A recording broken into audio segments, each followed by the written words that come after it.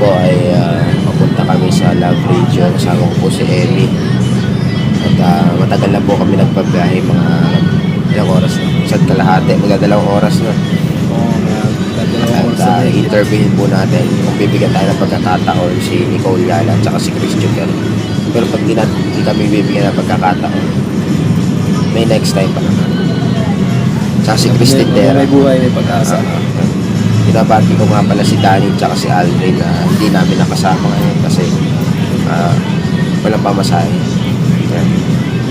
Baka nyo po mamaya dito sa DNA. Wow, ang hindi naman eh.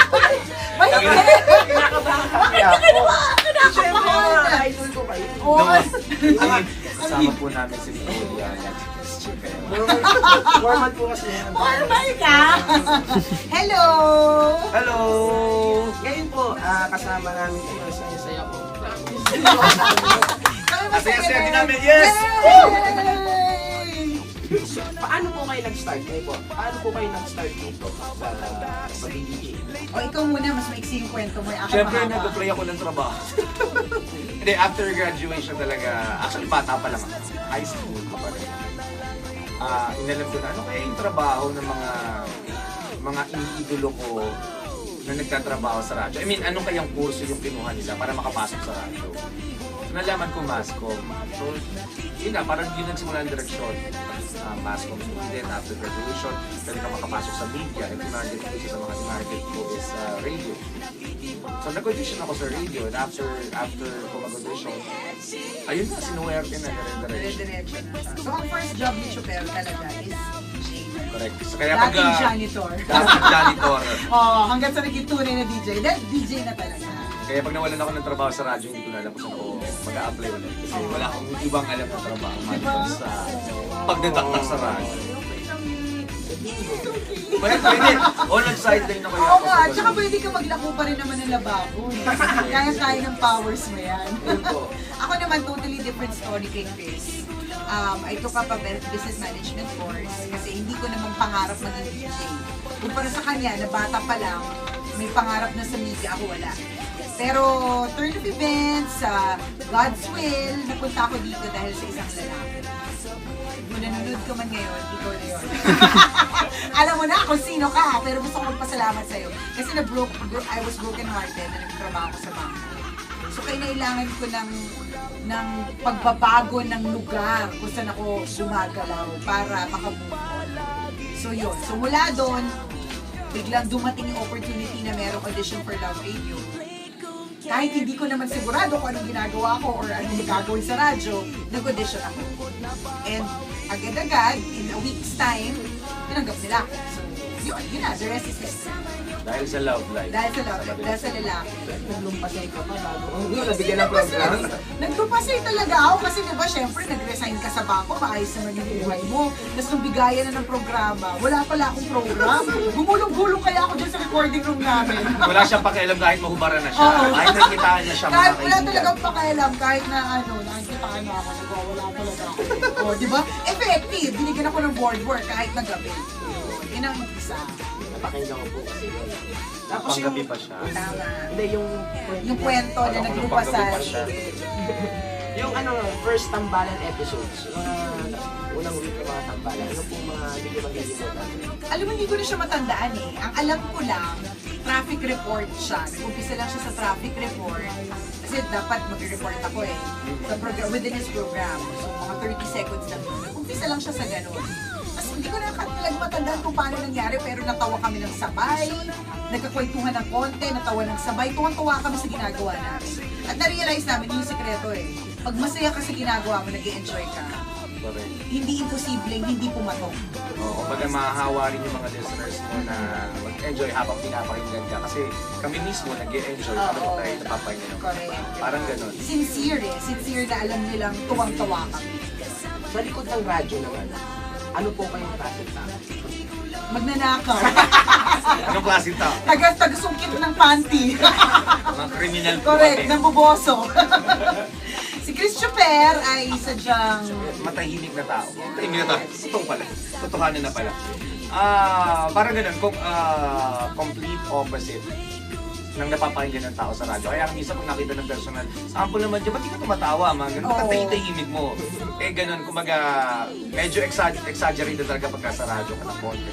Pero sa totoong buhay, hindi naman, tahimik lang talaga akong tao. And parang ganun, loner, mas masaya nag-isa ka lang, kumakain ka Introvert. isa.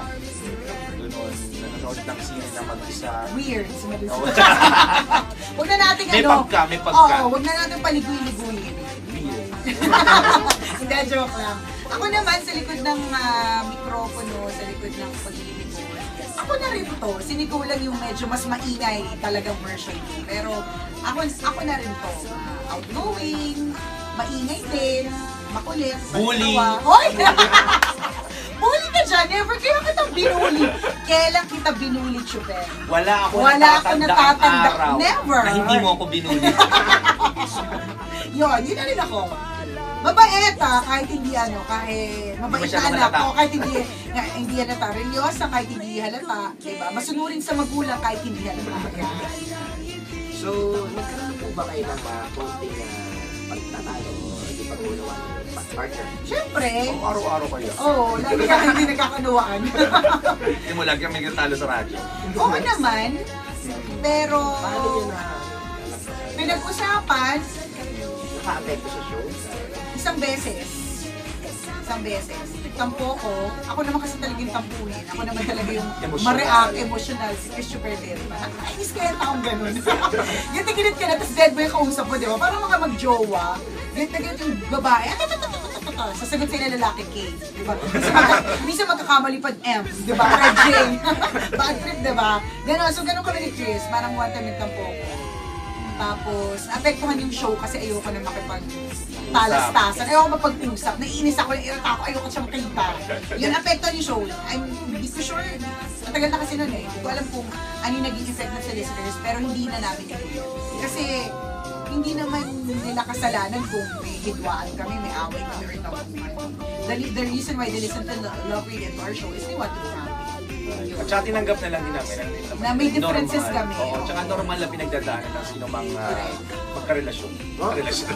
Kasi may relationship naman talaga kami. ng sino mang magkasama. May mga pagkakataon na hindi magkakaunawan kung ano man. Hindi kinagkakaintindihan, parang gano'n. Pero normal yun. Tinanggap namin na gano'n talaga. Silipas din naman. Speaking of relation, hindi ba kayo nagka-developan kung wala ka mga kasama? Yan, hindi. Diring-diri lang. Diring-diri. Ano na ayaw? Konti lang, may araw na gano'n. Oo. Pinamin meron pa. Pwede na Joke mag-away. After 10 years, nakakaloka.